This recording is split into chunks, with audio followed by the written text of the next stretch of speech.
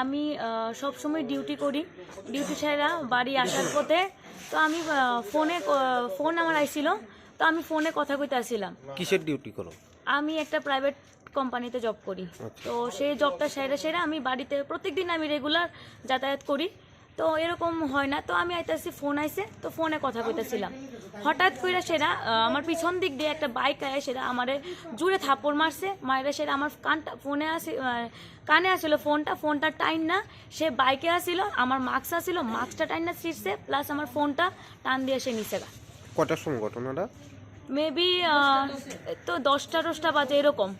মানে কোন জায়গা থেকে নিছে ঘটনা? এই তো রামনগর 12 মুখটার থেকে। তোমার বাড়ি?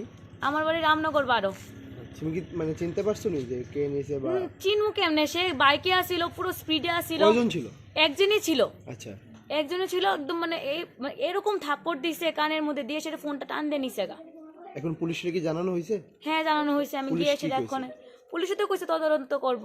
আচ্ছা, এখন মানে তোমার সাথে কি কারো শত্রুতা বা এর আগে এরকম হয়েছে নি কখনো? না না না, আমার সাথে কোনোদিন এরকম হয়েছে না, আজকে ফার্স্ট টাইম আমার সাথে এরকম হয়েছে।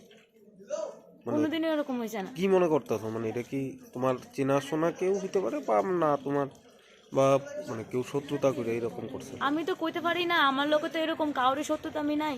এখন আমি কিচ্ছুই কইতে পারবো না। আমি এখন মানে কি কম, আমি নিজেই হতবাক।